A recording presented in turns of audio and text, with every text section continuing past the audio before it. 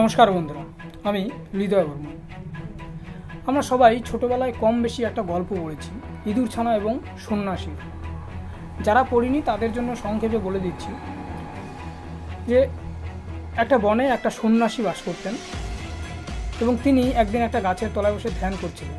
আর সেই সময় একটা কাক একটা ইঁদুর ছানাকে মুখে করে নিয়ে তার মাথার উপর দিয়ে উড়ে যাচ্ছিল। তো কোনোভাবে সেই ইঁদুর ছানা কাকের মুখ ফসকে সেই সন্ন্যাসীর কোলে পড়ে যায় এবং সন্ন্যাসী সেই ইঁদুর ছানাটাকে তুলে নিয়ে তার আশ্রমে চলে আসে এবং তার আশ্রমে তাকে লালিত পালিত করতে শুরু করে। এবার চলতে চলতে হঠাৎ একদিন দেখা যায় সেই ইঁদুর ছানাটাকে একটা বিড়াল তাড়া করছে। তো সন্ন্যাসী দেখলে তো মহাবিপদ, ইঁদুর ছানাটাকে তো বাঁচাতে হবে নাকি। তো তিনি কি করলেন না, সঙ্গে সঙ্গে মন্ত্র পড়ে সেই ইঁদুর ছানাটাকে বিড়ালে পরিণত করে দিলেন। এখন সেই ইঁদুর ছানাটা বিড়াল হয়ে গেছে। এখন আর সে কাউকে ভয় পায় না, কোনো বিড়ালকে ভয় পায় না। বেশ, সে এখন কুটিরের বাইরেও ঘুরে বেড়ায়। তো এইভাবে বেড়াতে বেড়াতে একদিন দেখা গেল যে একটা কুকুর সেই বিড়ালটাকে তাড়া করছে। তারপর আবার সেই সন্ন্যাসী মনে হলো, আরে এখন তো আবার কুকুরের বিপদ। তখন সে মন্ত্র পড়ে বিড়ালটাকে কুকুরে পরিণত করে দিল এবং কুকুরটা বেশ স্বাচ্ছন্দ্যে বনে জঙ্গলে ঘুরে বেড়াতে লাগলো। এবার চলতে চলতে আবার একদিন সন্ন্যাসী দেখতে পেল যে কি একটা বাঘ সেই কুকুরটাকে তাড়া করেছে। ব্যাস, সন্ন্যাসী আবার মন্ত্র করে সেই কুকুরকে বাঘে পরিণত করে। আর বাঘে পরিণত হওয়ার পর সেই ইঁদুর ছানা ভুলেই গেল যে সে মন্ত্র বলে বাঘ হয়েছে। সে সিধা গেল সেই মুনির দিকে, সেই সন্ন্যাসীর দিকে, সেই সন্ন্যাসীকে আক্রমণ করবে, সেই সন্ন্যাসীকে খাবে বলে। আর অমনি সন্ন্যাসী সেই ইঁদুর ছানাটাকে অর্থাৎ সেই বাঘটাকে আবার মন্ত্র বলে ইঁদুর ছানায় পরিণত করে। তো এই ছিল গল্পটা। আর এই একই ঘটনা ঘটে চলেছে আমাদের বাস্তব জীবনে, যেখানে আমরা দেশের প্রতিটা নাগরিক হলাম সেই সন্ন্যাসী, যারা মন্ত্র বলে এক একটা সরকার গঠন করে।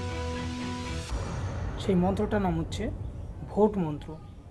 যেই মন্ত্রের মাধ্যমে আমরা এক একটা সরকার গঠন করি, তিলে তিলে ছোট ছোট থেকে বড় করে তুলি। যখন সেই সরকার বিভিন্ন দুর্নীতির মাধ্যমে আমাদেরকে গ্রাস করে, তখন আমাদের কি করণীয়? আমাদের কি করণীয় নয় যে সেই মন্ত্রটা আবার প্রয়োগ করে সেই বাঘকে ইঁদুর ছানায় পরিণত করি? তো সেই ক্ষমতাটাও কিন্তু সেই সন্ন্যাসীর যেমন ছিল, আমাদের দেশের আমরা প্রতিটা নাগরিকের হাতে সেই একই মন্ত্রবল দেওয়া আছে, যার মাধ্যমে আমরা প্রতিটা বাঘকে আবার ইঁদুর ছানায় পরিণত করতে পারি। শুধু আমাদেরকে প্রয়োগ করতে হবে মন্ত্রটা, প্রয়োগ করতে না পারলে। যাই হোক, আমাদের আজকের টপিক কিন্তু এটা নয়, কিন্তু আমাদের টপিকটা হচ্ছে এই বাস্তবতার সাথে সম্পর্কিত, তাই জন্য আমাকে বলতে হলো। তো আমাদের আজকের টপিক হচ্ছে যে আমাদের এই যে দেশ তথা রাজ্যে যে লাগাম ছাড়া দুর্নীতি আমরা দেখতে পাচ্ছি, সেই দুর্নীতির পরিকাঠামো বা ভিত তৈরিতে আপনি আর আমি কতটা কন্ট্রিবিউশন করছি, আমি এবং আপনি এর জন্য কতটা দায়ী। আমরা আদৌ কি পারবো, আদৌ কি কখনো সম্ভব যে এই দুর্নীতিগুলোর হাত থেকে রেহাই পেতে পারি? তা তো পারবো না, সম্ভবই নয়। আর একবার ভালো করে ভেবে দেখুন তো, যে এই যে যারা এই সমস্ত দুর্নীতির শিকার হচ্ছেন, বিভিন্ন শিক্ষা ক্ষেত্রে, নিয়োগ ক্ষেত্রে বিভিন্ন রকমের দুর্নীতি, যারা এই সমস্ত দুর্নীতির শিকার হচ্ছেন, একমাত্র তারা বাদে সমাজে আর অন্য কোনো ব্যক্তি সেরকম এই বিষয়ে মাথা ব্যথা কতটা আছে? জাস্ট শুধুমাত্র চায়ে ঠেকে বসে একটু আলোচনা হবে, এর থেকে আর বেশি কিছু নয়। কিচ্ছু করতে পারবো না আমরা যারা দুর্নীতির শিকার হয়েছে তাদের জন্য।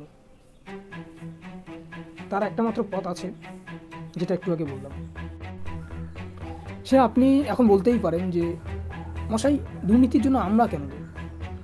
সরকার ঠিকঠাক ব্যবস্থা গ্রহণ করেনি বলেই দুর্নীতি হচ্ছে, আমরা তো দুর্নীতির জন্য দায়ী নই। তাহলে চলুন আর একটা গল্প শোনাই, যেই গল্পটার সাথে আমি নিজেও জড়িত। তো আমাদের বাড়ি হচ্ছে দিনহাটা, আর সেই দিনহাটা থেকে কুচবিহারের দূরত্ব 24 কিলোমিটার।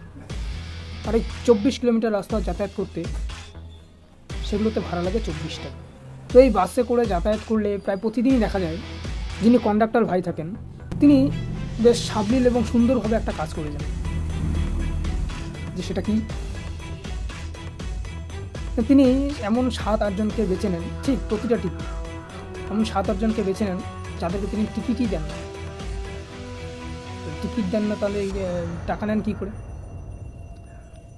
টিকিট না দিয়ে তিনি তাদের কাছ থেকে 4 টাকা করে কম নেন, যে 4 টাকা তোমাদেরকে দিতে হবে না, এটা রেখে দাও। আর তাতে কি হয়, আমাদের 4 টাকা করে কামাই হয়, বা বলতে পারেন আমাদের 4 টাকা করে লাভ হচ্ছে, মুনাফা। বাবা, বাসে করে যাতায়াত করলাম, 4 টাকা দিলাম না, ইস। আর এদিকে যিনি কন্ডাক্টর ভাই থাকেন তার 20 টাকার মুনাফা। টিকিট দিতে হলো না, আর টিকিট দিতে না হলে হিসাব দিতে হবে না। এরকম 6 জন, শুধুমাত্র 6 জন হলেই তাহলে কত হয়ে যাচ্ছে? 120 টাকা। মিনিমাম ধরে নিলাম 8টা মানে টিপ, মিনিমাম ধরে নিলাম যে 8টা টিপ যাতায়াত করছে, বাসটা 8টা টিপ মারছে, তাহলে 8টা টিপে তাদের ইনকাম কত হচ্ছে?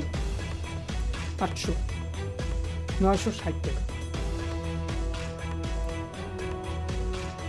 এটা মিনিমাম 8টা টিপ আমি মিনিমাম ধরলাম, দিনে 8টার বেশি টিপ মারা যায়। তো এটাকে কি আপনি দুর্নীতি বলে মনে করেন না, নাকি চোখে দেখতে পান না?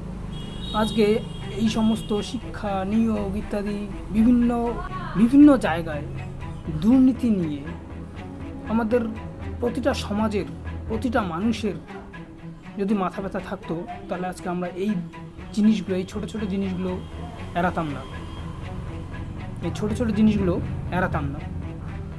আজকে